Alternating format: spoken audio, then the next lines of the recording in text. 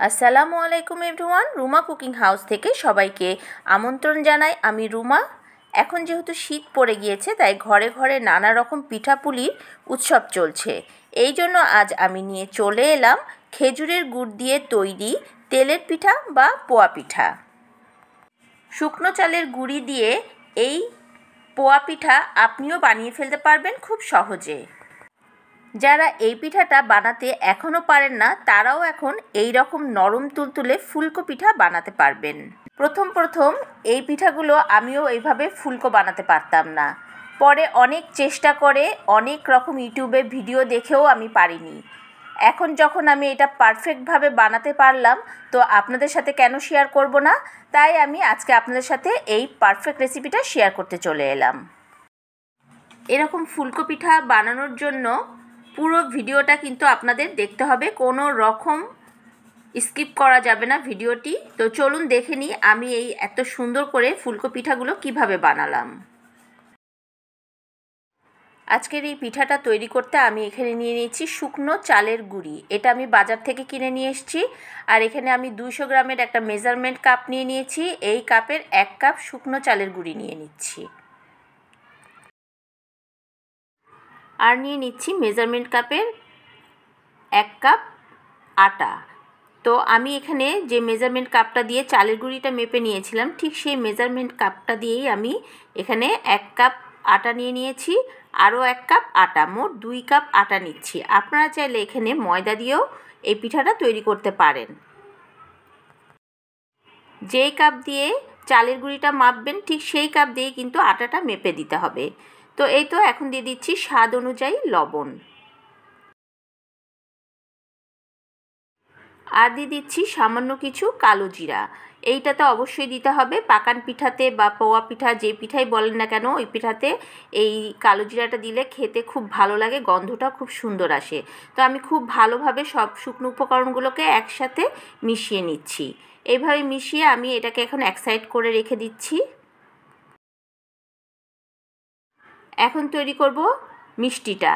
তার জন্য আমি এখানে নিয়ে নিয়েছি মেজারমেন্ট কাপের 1.5 কাপের মতো পানি। আর এর মধ্যে দিয়ে দিচ্ছি এই মেজারমেন্ট কাপেরই আধা কাপ চিনি। তো আমি এখানে আজকে চিনি গুড় দুইটাই ব্যবহার করব। আপনারা চাইলে চিনি দিয়েও করতে পারেন, আবার গুড় দিয়েও করতে পারেন, আবার চাইলে আমার মতো দুইটাই ইউজ করতে পারেন। তো এখন নিয়ে নিচ্ছি এর মধ্যে আমি কিছু খেজুরের গুড়। এখন নিয়ে নিচ্ছি এখানে আমি খেজুরের গুড়। এই গুড়টা খুব ভালো মানের গুড়। আমি গুড়ের পরিমাণটা বলছি না, কারণ মিষ্টিটা যে যেমন পছন্দ করেন সেইভাবেই আপনারা দিয়ে নেবেন। তো আমি এখানে খুব ভালো মানের গুড়টা নিয়েছি, এতে কালারটাও খুব সুন্দর আসবে পিঠার। তো এখানে আমি পরিমাণ মতো গুড় নিয়ে নিয়েছি আর চিনিও নিয়ে নিয়েছি। এখন আমি এটা চুলোয় গরম করে নেব। আমরা সবাই জানি পোয়া পিঠা তৈরি করতে গেলে কুসুম গরম পানি লাগে, কিন্তু আমি অনেকবার কুসুম গরম পানি দিয়ে করে দেখেছি, আমার পিঠা কিন্তু ফোলেনি। তো আজকে অবশ্যই ভিডিওটা কিন্তু স্কিপ করবেন না, এটাই হচ্ছে মেন জায়গা।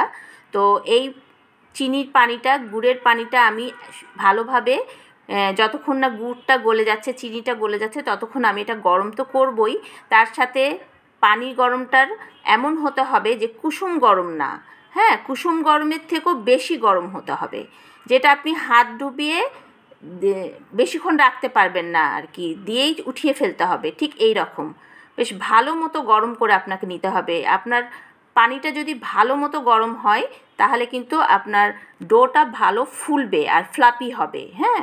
আর আপনি যদি হালকা কুসুম গরম পানি দেন, তাহলে কিন্তু সেটা হবে না আর আপনার পিঠাও ফুলবে না। এটাই হচ্ছে মেন জায়গা, ঠিক আছে? অবশ্যই এটা আপনাকে বুঝে নিতে হবে। তো এই তো এই সেই শুকনো গুঁড়োগুলো আমি আলাদা করে যে মিক্সড করে রেখেছিলাম, এখন অল্প করে করে এখানে আমি এই পানিটা দেব। তো দেখেন হাতটা এভাবে দিচ্ছি, বেশ একটু ভালো গরম, কুসুম গরম না, হালকা কুসুম গরম না, এটা বেশ ভালো মতো গরম করে নিয়েছি। তো এখন এই পানিটা আমি একবারে দেব না, আমি অল্প অল্প করে এই শুকনো উপকরণের মধ্যে দিয়ে দিচ্ছি। এই যে আমি অল্প কিছু এই মিষ্টি পানিটা দিয়ে দিচ্ছি, গুড়ের পানিটা। দিয়ে এখন একটু চামচ দিয়ে আমি মাখাচ্ছি, কিন্তু এটা আমি পরে হাতই ব্যবহার করব, কারণ এই ধরনের ডোগুলোকে হাত দিয়ে মাখালে বেশি ভালো হয়। তো আমি একটু চামচের সাহায্যে আগে একটু মিক্সড করে নিচ্ছি। আর কখনোই বেশি করে পানি দিতে যাবেন না, তাহলে কিন্তু আর কি পরিমাণটা ঠিক হবে না, অনেক সময় পাতলা হয়ে যাবে ব্যাটারটা বা ঘন থাকবে, এরকম একটা কিছু হয়ে যায়। এই জন্য আপনি সবসময় অল্প অল্প পরিমাণ করে পানি দিয়ে ব্যাটারটা মিক্সড করতে হবে।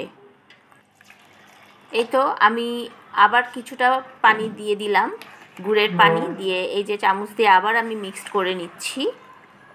এইভাবে মিক্স করতে হবে আস্তে আস্তে পানিটার সাথে।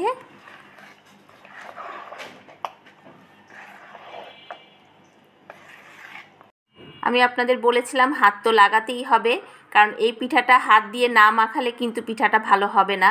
অবশ্যই আমি যেভাবে মাখাচ্ছি ঠিক এইভাবে আপনাকে এই ডোটা মাখিয়ে নিতে হবে। এটা যত ভালোভাবে মিক্সড করতে পারবেন আপনার এই ডোটা দেখবেন ফুলে উঠবে। আর যখন দেখবেন যে ডোটা ফুলে উঠেছে তখনই মনে করবেন আপনার পিঠাগুলো প্রত্যেকটা ফুলবে, একটা পিঠাও ফুলবে না এমন হবে না। আর খুব নরম তুলতুলে হবে ফুলকো পিঠা। যারা আমার এই রেসিপিটা দেখে পিঠাগুলো তৈরি করবেন অবশ্যই সেটা আমাকে কমেন্ট করে জানাবেন যে আপনাদের পিঠাগুলো কেমন হলো। আমার এই রেসিপি দেখে আপনারা দেখে বুঝতে পাচ্ছেন কত সুন্দর ফ্লাপি হয়েছে ডোটা। এরকম যখন ফ্লাপি হবে তখনই মনে করবেন আপনাদের পিঠাগুলো আমার মতো ফুলবে। আমার পিঠা যেগুলো তৈরি করে দেখাবো আপনাদের সেগুলো ওই রকমই ফুলবে। তো এই তো আমার এটা তৈরি করা হয়ে গেছে। এখন আমি ঢাকনা দিয়ে ঢেকে এটাকে 10 মিনিটের জন্য রেস্টে রেখে দেবো। 10 মিনিট পর আমি চলে আসলাম, ঢাকনাটা খুলে নিচ্ছি। দেখুন আপনি ডোটা দেখে বুঝতে পারবেন যে কতটা পারফেক্ট হয়েছে আর কতটা ফ্লাপি হয়েছে। তো আমি একটা চামচ দিয়ে এভাবে একটু ঘুটে নিচ্ছি। এই যে দেখুন আপনারা দেখে বুঝতেই পাচ্ছেন কতটা ফ্লাপি হয়েছে। তো এখন আমি পিঠাগুলো ভাজতে চলে যাব। পিঠাগুলো ভাজার জন্য আমি এইরকম একটা লোহার কড়াই নিয়ে নিয়েছি। এরকম লোহার কড়াই নিতে হবে এবং পরিমাণ মতো তেল দিয়ে গরম করে নিয়েছিলাম। এখন তার মধ্যে আমি একটা চামচ দিয়ে কিছু ডো দিয়ে দিলাম। দেখুন এটা কত সুন্দর ফুলে উঠবে। আমার প্রথমে এত আনন্দ লেগেছে যখন পিঠাটা এরকম ফুলে উঠেছে, তখন আমার খুব আনন্দ লেগেছে। আর তখনই আমি মনে মনে ভাবছি যে আমি আপনাদের সাথে অবশ্যই শেয়ার করব, কারণ যতবারই বানিয়েছি আমি ফেল হয়ে গেছি। তো এখন যখন এত সুন্দর ফুলকো ফুলকো পিঠাগুলো হচ্ছে তো কেন আমি আপনাদের সাথে শেয়ার করব না, তাই আমি আপনাদের সাথে আজকে শেয়ার করে ফেললাম। তো দেখুন এরকম প্রত্যেকটা পিঠাই এরকম আমার ফুলেছে আর খেতে এত মজা। আমি যে মিষ্টিটা দিয়েছিলাম একদম পারফেক্ট ছিল। এইভাবে আমি সব পিঠাগুলোই তৈরি করব, এরকম প্রত্যেকটা পিঠাই ফুলকো হবে।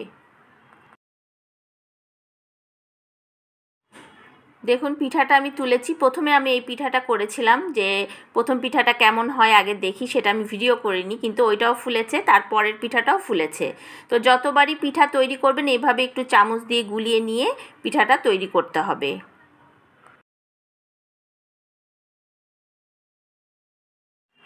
এখন আরেকটা পিঠা ছাড়ছি। বিসমিল্লাহির রহমানির রহিম।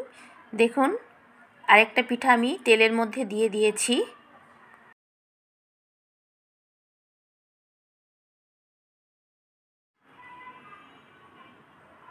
আলহামদুলিল্লাহ দেখুন কত সুন্দরভাবে ফুলে উঠলো।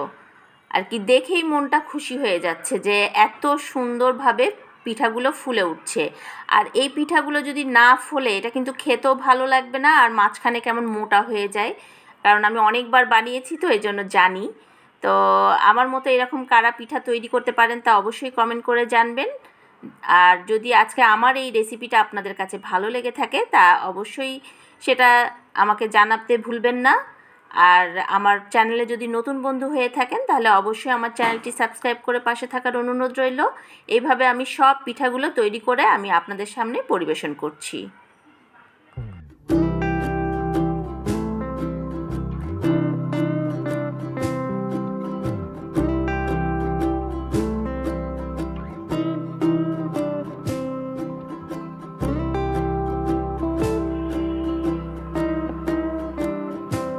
তৈরি হয়ে গেল নরম নরম পোয়া পিঠা বা পাকান পিঠা, আপনারা যে নামেই ডাকেন না কেন এই পিঠাগুলো এত সুন্দর হয়েছে, নরম তুলতুলে পিঠা।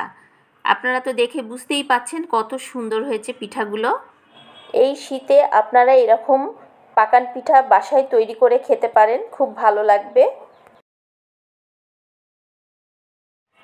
একটা পিঠা আমি আপনাদের ছিঁড়ে দেখাচ্ছি, আপনারা দেখে বুঝতে পারবেন ভেতরটা কেমন হয়েছে। দেখুন একদম পারফেক্ট পিঠা, ভেতরে কোনো দলা পেকে নেই, খুব সুন্দর একেবারে ঘাঁজে ঘাঁজে পিঠাটা সুন্দরভাবে ফুলে উঠেছে, আপনারা দেখেই বুঝতে পাচ্ছেন। এই শীতে এরকম গরম গরম পিঠা তৈরি করে আপনারা সবাই খান। নতুন বন্ধুদের স্বাগত জানিয়ে, পুরনো বন্ধুদের পাশে থাকার ধন্যবাদ জানিয়ে আজকের মতো বিদায় নিচ্ছি। সবাই ভালো থাকবেন, সুস্থ থাকবেন। আসসালামু আলাইকুম, আল্লাহ হাফেজ।